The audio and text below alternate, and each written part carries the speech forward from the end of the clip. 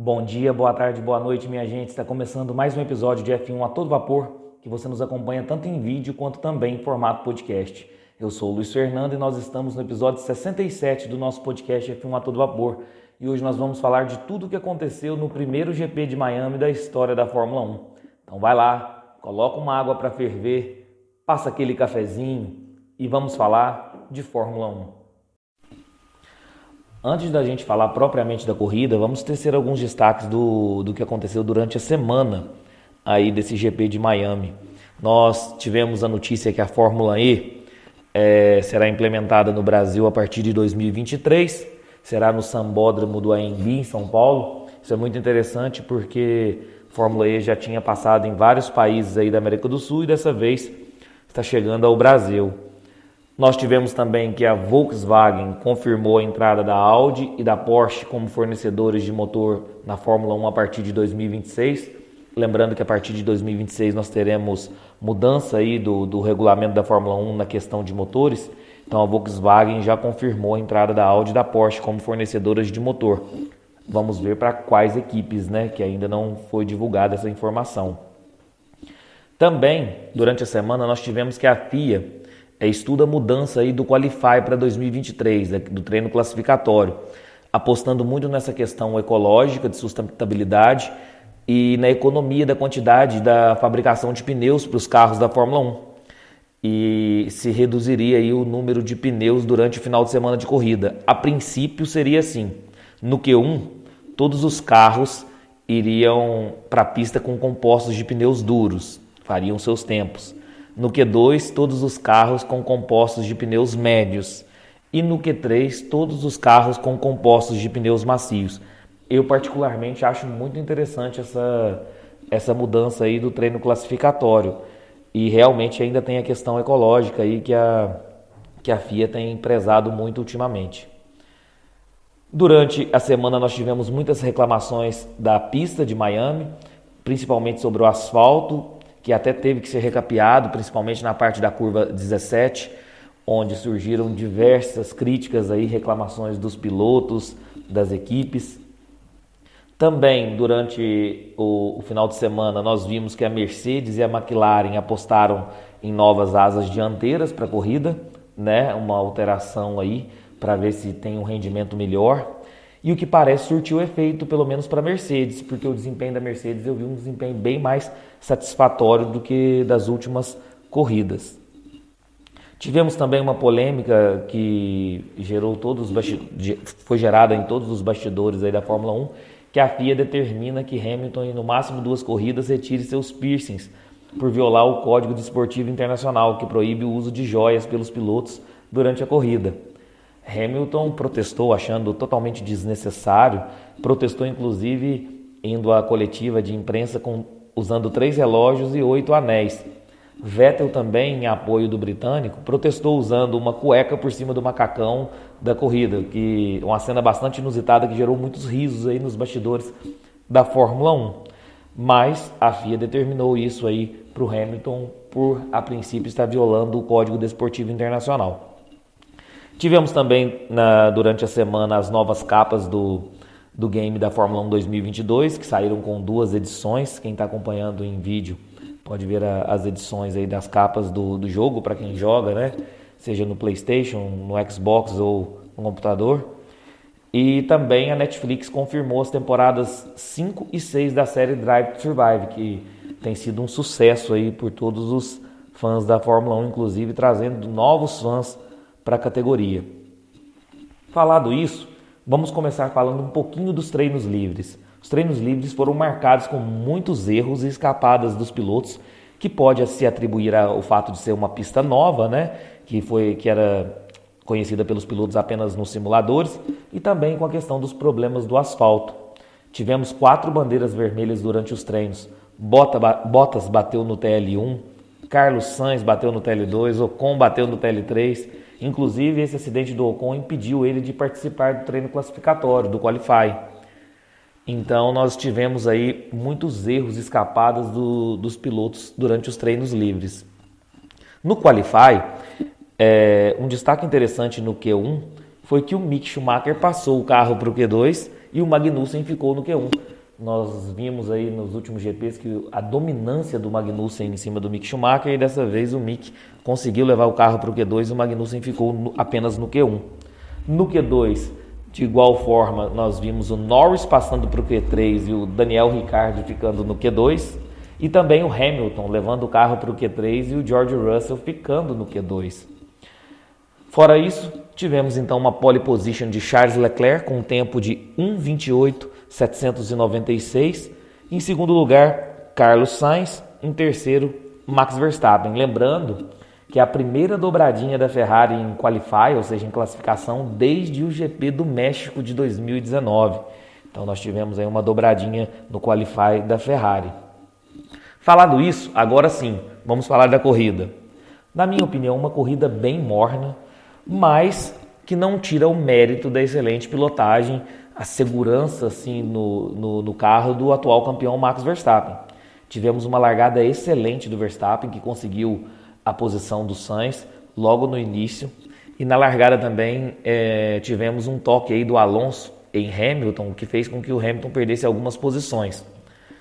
Fora isso, na volta 9, a Ferrari sofrendo com problemas de aquecimento dos pneus, tal qual aconteceu em Imola, fez com que Verstappen assumisse a liderança aí, com uma ultrapassagem até bem fácil para cima do Charles Leclerc. Então o Charles Leclerc vinha sofrendo aí com os pneus, o que já tinha acontecido em Imola.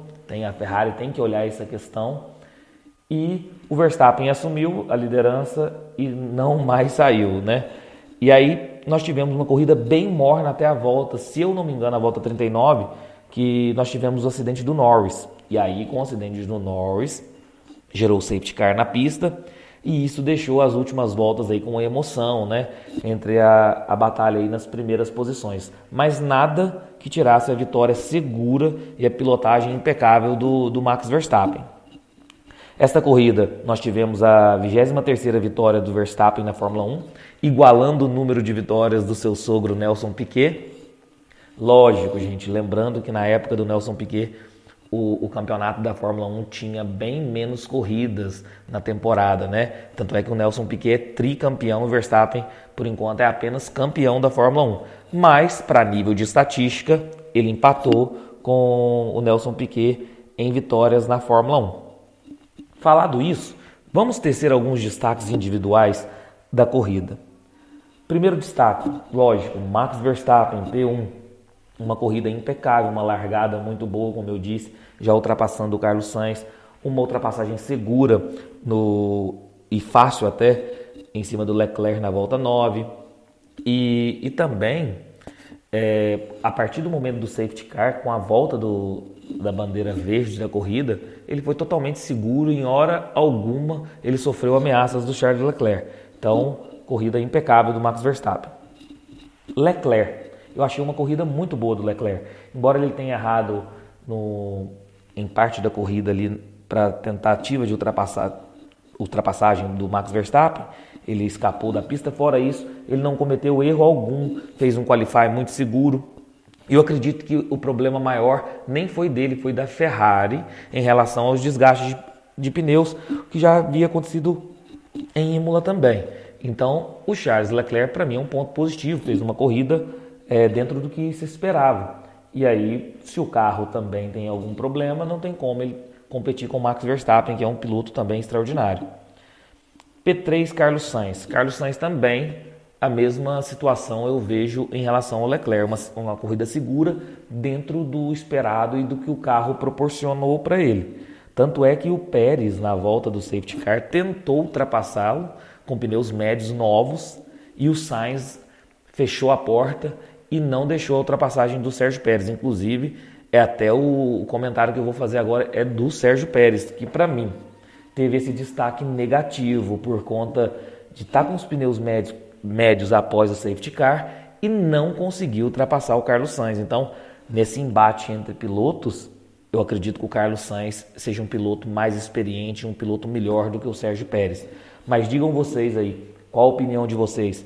Quem é melhor piloto, Carlos Sainz ou Sérgio Pérez? P5, George Russell. Vamos falar um pouquinho do Russell. O Russell fez uma corrida muito boa, mas ele contou com uma sorte tremenda. Ele largou de pneus duros, apenas 5 pilotos largaram de pneus duros, ele foi um deles, e ele sustentou na pista até o safety car. Com o safety car, ele deu a sorte de entrar nos boxes, trocar para pneus médios, e isso fez com que ele voltasse lá na frente, inclusive ganhando a posição do Hamilton, que vinha fazendo uma corrida muito segura, né? no P6, porque o Bottas estava à frente. Mas o George Russell contou com a sorte, fez uma corrida muito boa, sustentou muito bem a questão dos pneus duros, né? Então, com uma corrida boa e contando com uma dose de sorte, George Russell um destaque muito positivo. P6, Lewis Hamilton, também um destaque positivo. Ele perdeu essa posição para o George Russell justamente porque o Russell contou com a sorte aí do safety car. Mas o Hamilton fez uma corrida segura dentro do que o carro proporciona para ele.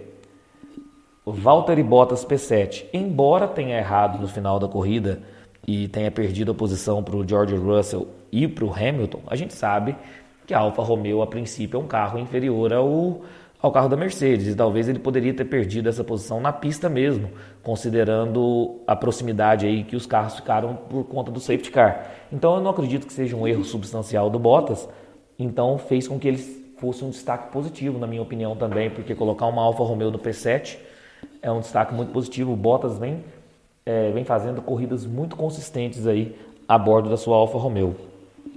Alexander Albon, esse é um destaque absurdo de positivo, né?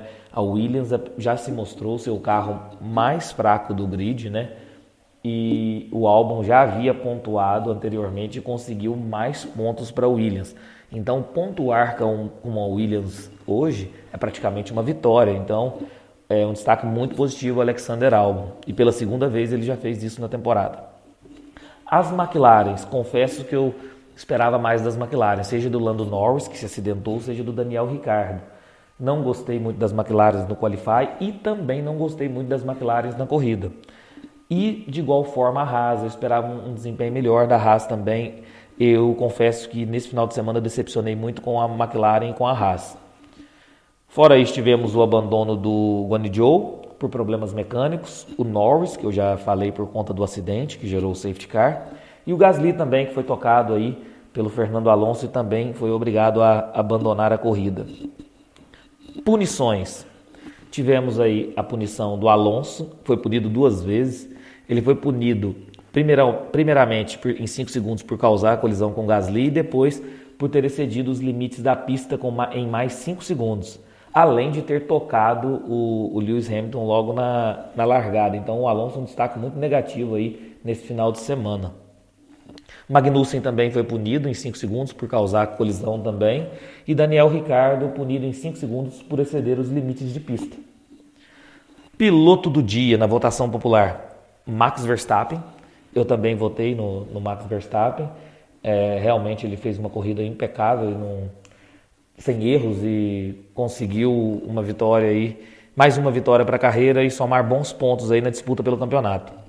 Volta mais rápida, o pontinho extra também para Max Verstappen. A volta foi 1:31.361. E agora vamos falar de alguns destaques aí da corrida em si. O capacete do Norris em formato de bola de basquete foi sensacional, achei muito interessante a ideia, né? Foi criativo demais, gostei muito. Também o espetáculo dado pelos americanos na realização do GP. A gente sabe que o americano sabe fazer evento, né?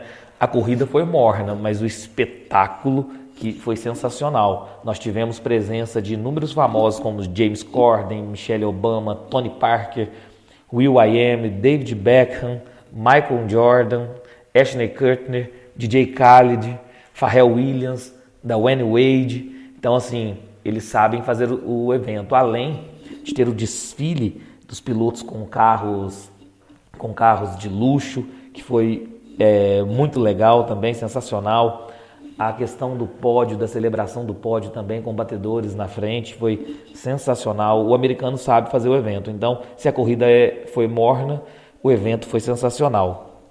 Também Por fim, dos destaques, a Ferrari fez uma linda homenagem aos 40 anos da morte de Gilles Villeneuve, um piloto fantástico, extraordinário, dos anos 80, pai do campeão Jacques Villeneuve, expondo seu carro aí, inclusive sendo pilotado pelo Charles Leclerc. E aí foi uma homenagem muito bonita e ele completou 40 anos de morte justamente no dia do Grande Prêmio de Miami. Falado isso, vamos falar então do resultado da corrida, mencionando apenas os 10 primeiros. Tivemos a vitória do Max Verstappen, em segundo lugar, Charles Leclerc, terceiro lugar, Carlos Sainz, completando o pódio. Quarto lugar, Sérgio Pérez, quinto lugar, George Russell, sexto lugar, Lewis Hamilton, sétimo lugar, Valtteri Bottas, oitavo lugar, Esteban Ocon, nono lugar, Alexander Albon, décimo lugar, Lance Stroll. Lembrando que o Alonso ele foi punido 2 vezes e a segunda punição foi após a corrida, então ele não consta aí como oitavo lugar. Então o Alonso desce para 11º, por isso que o resultado da corrida que eu mencionei foi esse. Falado disso, vamos falar da classificação dos pilotos, mencionando apenas os 10 primeiros. Ainda líder, Charles Leclerc, em primeiro lugar, com 104 pontos. Em segundo lugar, diminuindo a diferença, Max Verstappen, 85 pontos. Terceiro lugar, Sérgio Pérez, com 66 pontos. Quarto lugar, George Russell, com 59 pontos. Quinto lugar, Carlos Sainz, com 53 pontos. Sexto lugar, Lewis Hamilton, com 36 pontos. Sétimo lugar, Lando Norris, com 35 pontos. Oitavo lugar, Valtteri Bottas, com 30 pontos. Nono lugar, Esteban Ocon, com 24 pontos. Décimo lugar, Kevin Magnussen, com 15 pontos. E agora, como que está o campeonato de construtores? Vamos falar aí. A Ferrari continua líder, com 157 pontos. Em segundo lugar, a Red Bull, diminuindo a diferença, 151 pontos, apenas 6 pontos de diferença. Terceiro lugar, Mercedes, 95 pontos. A Mercedes parece que já firmou como a terceira força da temporada. Quarto lugar, McLaren, 46 pontos. Quinto lugar, Alfa Romeo, com 31 pontos. Sexto lugar, Alpine, com 26 pontos. Sétimo lugar, Alfa Tauri, com 16 pontos. Oitavo lugar, a Haas, com 15 pontos. Nono lugar, Aston Martin, com 6 pontos. E décimo lugar, a Williams, com 3 pontos. Esses 3 pontos atribuídos ao Alexander Albon em 2 corridas. Ou seja, todos os construtores já pontuaram na Fórmula 1. Isso é muito interessante para manter um equilíbrio aí entre as equipes, principalmente do meio do pelotão e do final do pelotão. Então está sendo interessante a temporada desse ponto de vista. Por fim, falar dos meus palpites. Eu apostei aí numa pole position do Charles Leclerc, acertei. Apostei numa vitória do Charles Leclerc, errei, porque foi o Max Verstappen.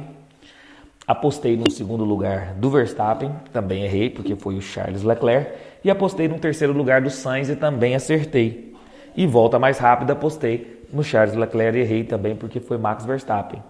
Então acertei aí o terceiro lugar e a pole position.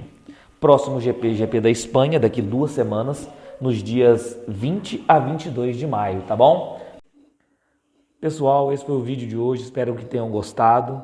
Deixa o like no vídeo, se inscreva no canal, ative o sininho para receber todas as notificações de vídeos novos. Se você estiver nos acompanhando via podcast, avalie o nosso conteúdo, isso é sempre importante e fortalece muito o nosso projeto, tá bom?